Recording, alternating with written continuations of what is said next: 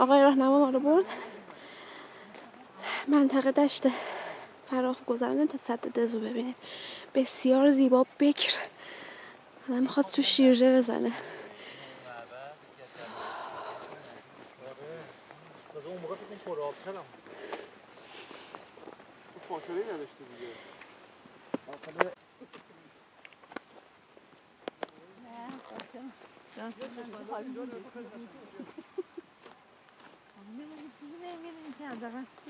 آقایون برنکردیم.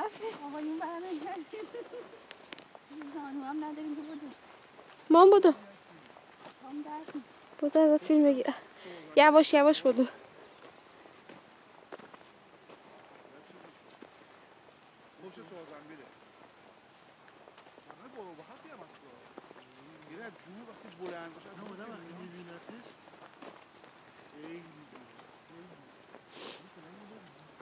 آسمان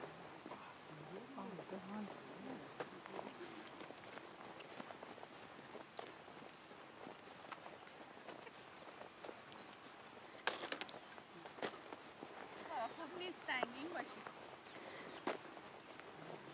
نه یه رو بدو.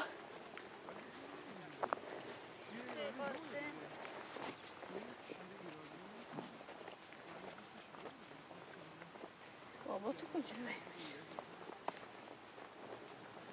میریم حوصله واه از دیگه زرش رو دیدیم.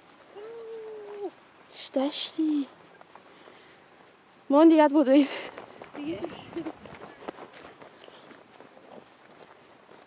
من خوابشو کم میدونم.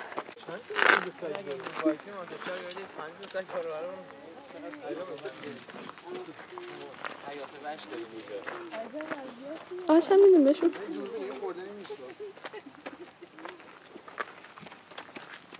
آش هم میخوای بهشون بدی؟ آره. آشکار باشیم میخوای.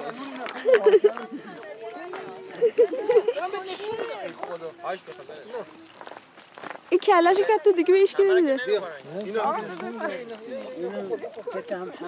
بهش نشون بدم. اینا خوشم نمیاد پیدا کنم. اینا این نونه.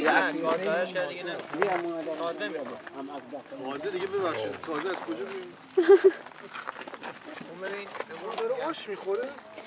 من به هیچ کی هم نمیده دیگه.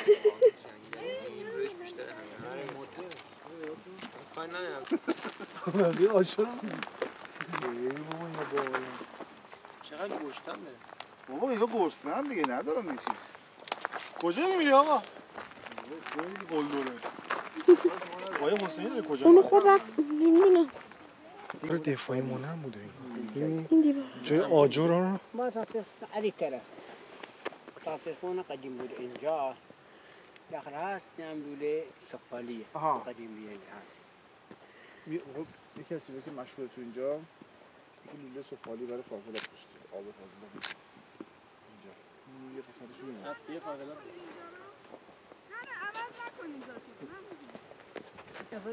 یکی چی بوده؟ لوله های سفالی؟ لوله های سفالی با چی؟ شیر ایرانی اینجا زندگی می‌کرده دیگه 100 سال پیش. لوله دو تا چیز استفاده شده. لوله سفالی و چی گفت؟ ایتر لوله سفالی. شما بدیم بعد در